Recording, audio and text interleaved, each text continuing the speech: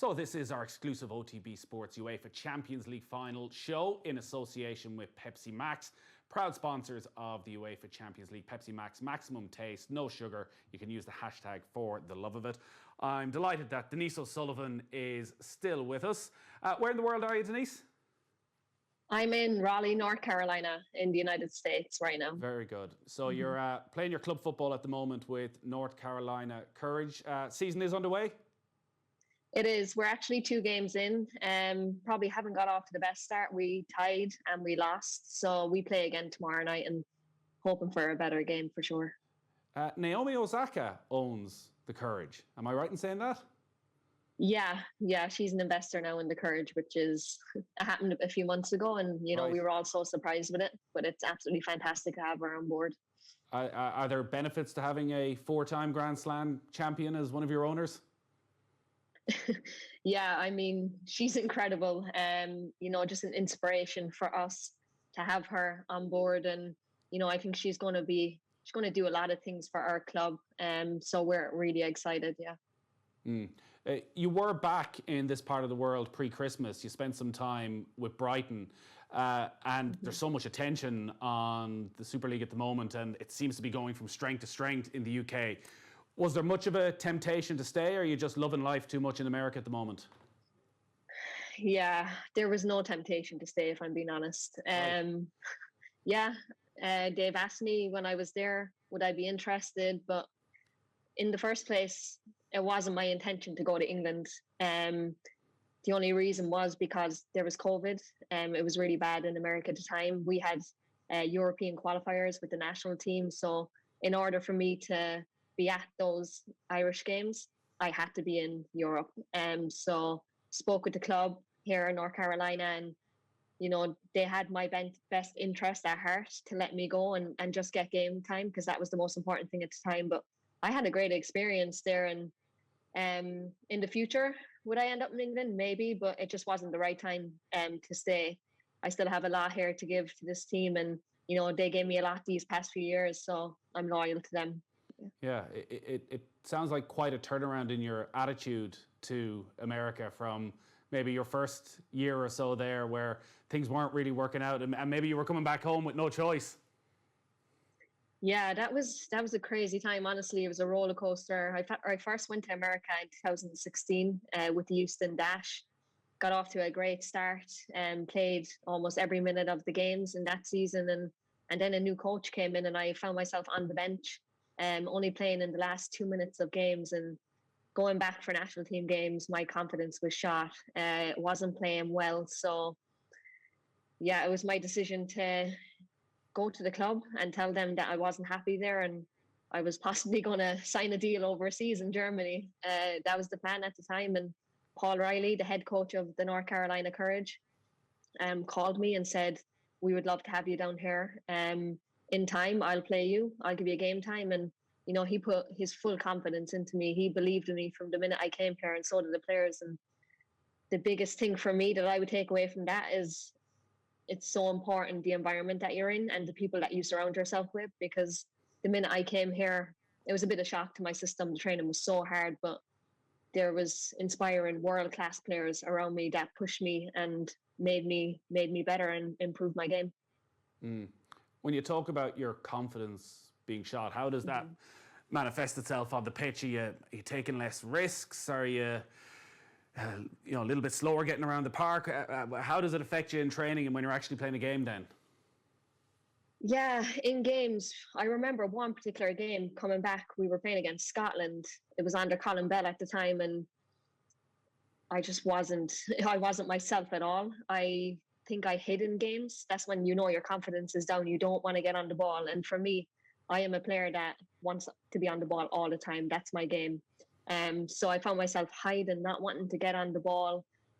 So yeah, I knew then that my confidence was really shot. So made a decision to go and speak to them, and it's the best thing I ever done.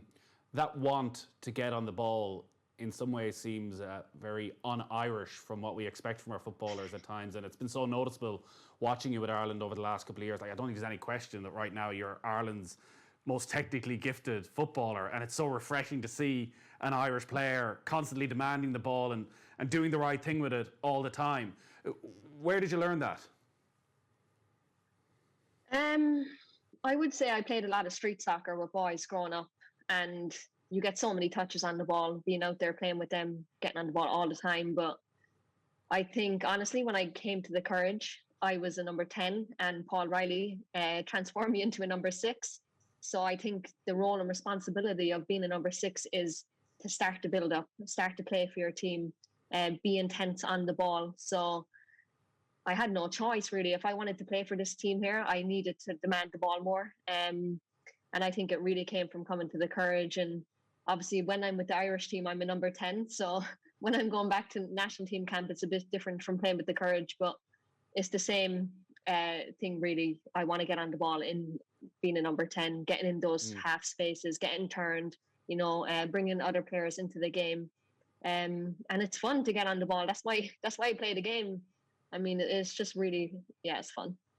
Yeah, like you look at the best number 6s in the world, or Sergio Busquets, that when you watch back highlights videos, he's always in the right place. Like he's always making that 5-yard dash that means he's giving the angle for the other midfielder. Who would you watch? Would you watch a lot of players to see how they find that bit of space? Because you say you need to get on the ball a lot, so you need to make life easier for pretty much everyone around you. Yeah, there is players I'd watch, and Thiago Silva is one of them. Kante is another player that I watch, especially him. He's just excellent at getting into space, and he doesn't even have to move, honestly. He just stands there, looks around, and receives the ball. You don't have to make these runs. You just need to be calm, stand in position, and, just look around you. But he's fantastic, and I learn a lot from, watching him play. But yeah, I just keep working at it, and I think being with the Courage here is you get pushed every day, and we do patterns of play that make me, have to get on the ball every single day. So it gives me that confidence going into the games. Yeah, I'm loving that number 6 role now here with the Courage. Right. So did it take much of a shift in mindset for you? Because as the number 10, you're the creator, you're probably more of a risk taker, where actually as a number 6, you need to be rock solid. If you give the ball away, you're probably putting your defense in huge trouble. So you need to, is the message quite often just keep it simple? Yeah, exactly. It was very nerve-wracking for me at the start. I think when I was here as a number 10 with the Courage, I wasn't getting assists. I wasn't scoring goals. So Paul, our coach here, gets the best out of his players.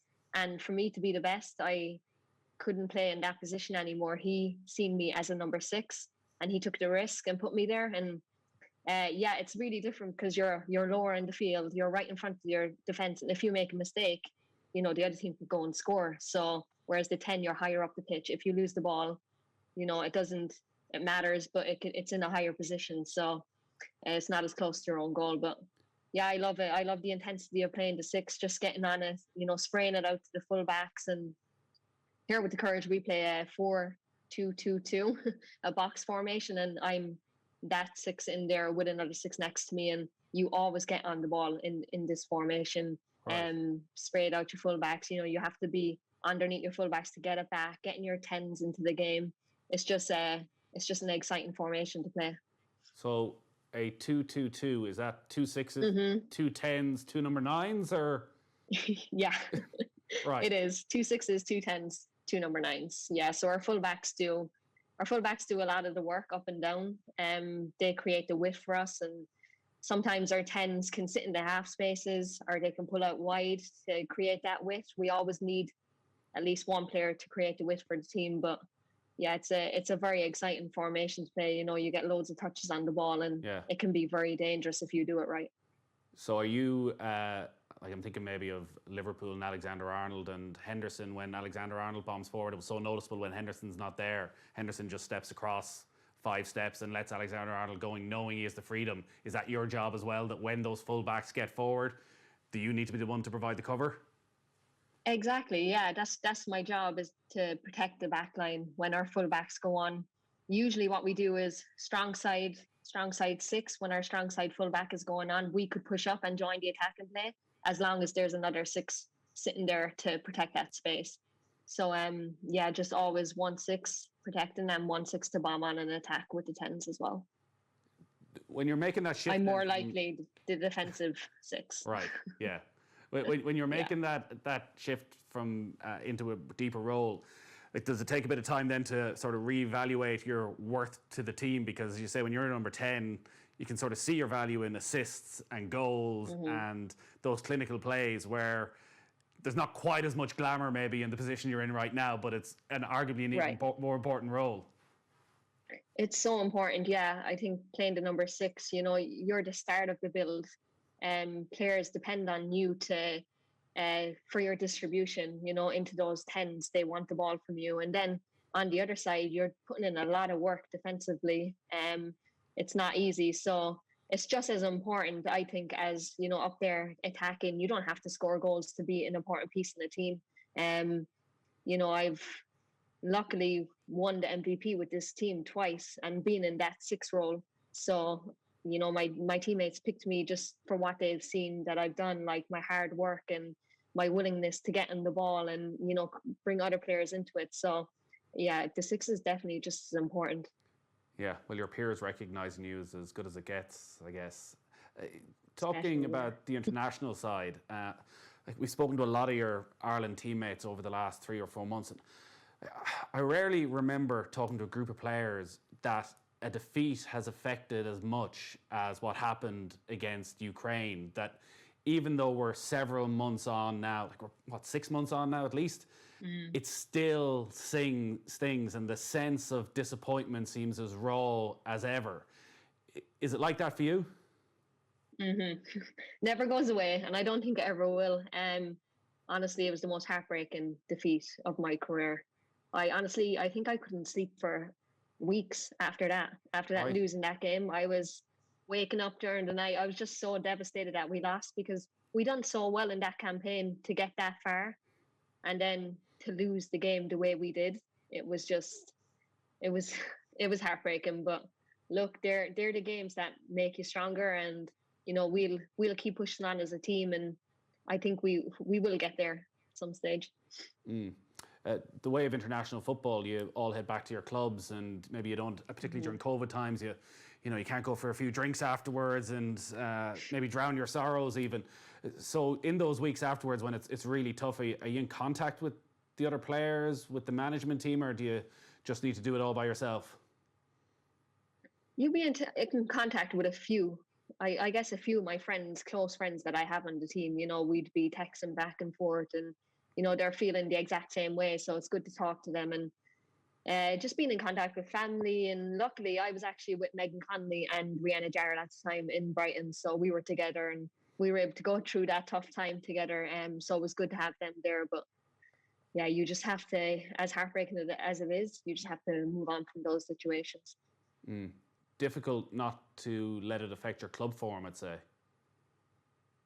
Yeah, it was always in the back of your mind, and you're going to train and you're thinking about it, and everyone's asking you, oh, what happened in this game? And honestly, you're like, please don't ask me, like, I don't want to talk about it. But as I said, you just have to let it go, and you have to focus on the moment when you get to train and put the work in, be there for your teammates. So that's what I tried to do, and I tried to give it my all while I was at Brighton when that was going on. There's obviously been so much progress around the coverage of the women's team, and it means that actually there's proper, worthwhile conversations happening around performances, that it's not just, you know, they went out and they tried their best. Actually, in hindsight, a lot of people look back and think, maybe there needed to be another level of performance, particularly when you look at what happened in Ukraine, then the playoff in Northern Ireland find themselves heading to that tournament. Would you be very harsh on yourselves? Would the fallout from that internally have been maybe unlike anything you'd experienced before? Yeah, we were quite harsh on ourselves, I think. The team has come a long way, even since Vera came in. You know, she's pushed the team on, and I think we're a more attacking team now. We've created a lot of chances, but we have to be harsh on ourselves after those games, because you got to put the chances away, and that's just it. Like, we're after getting better, but we create all these chances and then we don't go and score them. So after the games, you know, we evaluated our performances as individuals, as a team, and we can get a lot better as individual and a team. So we'll just keep pushing, and this World Cup campaign is really important for us coming up. So I'm excited for that. Are you the sort of personality who'll sit down in just over a year's time and watch the tournament and see what everyone else is doing? And I'm sure you'll know a huge amount of the players playing in it. Or in a year's time, when that tournament's happening in England, will you just want to blank it out completely? I'm going to want to, yeah. I'm going to not want to watch, but I have friends in the tournament, and I have people that I want to support, and it's amazing for women's football. So I definitely will watch. It's going to hurt, but I'll just have to sit through it and watch it for sure, because it's going to be exciting. Yeah. There are friendlies coming up against Iceland next month. Are you going to be able to travel back? Yeah, I'll actually fly. We play in Chicago, and myself and Diane will fly straight from Chicago into Iceland. So luckily we get to go. COVID's after calming down a bit here now, and we're all vaccinated. So it's a bit less, restrictions. So we'll definitely be there. We're very excited for those games. There'll be similar type teams to the Swedens and the Finlands that we need to play in the World Cup qualifiers. So they'll be tough, physical, but we'll be up for the battle, and it's going to be a great challenge for the team. Sweden, one of the standout names, and in the group then for World Cup qualification, you mentioned Finland, Slovakia and Georgia. So Sweden will be very strong favourites to take the automatic spot. There is one guaranteed playoff spot, and possibly maybe a third place could get there. But when you look at that group, is qualifying for the playoff a realistic ambition? I think so, yeah. As you said, Sweden will obviously they've been fantastic over the years. You see, just a couple of months ago, they tied with the USA 1-1. So you would think they'd finish top. And realistically, I think we can come second place for sure. Never played against Finland. Don't really know what they're like, really. I could imagine they'll be a strong physical team as well. They'll be quite good, but I definitely think the way we're heading as a team, we can come in second. I know there's a very proud O'Sullivan family back in Knocknaheeny. Are you getting home anytime soon? And how difficult is it being in America during these COVID times where you probably can't just hop on a flight and get back whenever you want? Yeah, it is difficult. And luckily I was obviously closer to home being in England a couple of months ago, but I still couldn't get home at that time. But then after the season finished, I got home for a month. So it was fantastic to spend time with them. It's always really special to get that quality time. But now that I'm here, and I don't think I'll get to go back until September again, hopefully, when we play in Dublin. So it's tough. Well, honestly, my mom FaceTimes me every single day. Like, she doesn't miss a FaceTime, so that's great. Yeah, and we keep in touch a lot, and they're always supporting me, always asking me how my games are going, how's training going, and yeah, they're fantastic. And are they sort of slightly prodding you, saying, would you not come back? Look what's happening in England. It's this huge success. All the matches are on television now. Every week there's big TV deals. There's a load of the Irish girls flying there. You could be just as successful in England as you can be in America. I think my mom's probably thinking that, but she actually doesn't say it to my face. But they're all probably talking about it back home, wishing that I would come back there. But they know I'm very happy here with the Courage, and I love being in America. So yeah, they're happy for me. Yeah, you have another year, is it, after this in your contract? Yeah, I actually just signed a new deal a couple of months ago, so I'm here until 2023, at least for now. All right, so no sign of you coming back anytime soon. Denise, it's been brilliant to talk to you once again. Very best of luck with Everton, with North Carolina Courage, and particularly with the Republic of Ireland, with the friendlies next month, and also obviously we keep a very close eye as the World Cup qualifiers go ahead starting in September. Denise Sullivan, thanks as always. Thank you. Thanks for having me on. Well, that has been our exclusive OTB Sports UEFA Champions League final show in association with Pepsi Max. Pepsi Max, proud sponsors of the Champions League final. Maximum taste, no sugar. You can use the hashtag for the love of my. Thanks to everyone who helped put the show together. Congratulations again to Andrew Horgan. You get that signed jersey by Jadon Sancho. To Teddy Sheringham, to Sean Wright Phillips and Denise O'Sullivan. We'll talk to you all again soon. Good luck.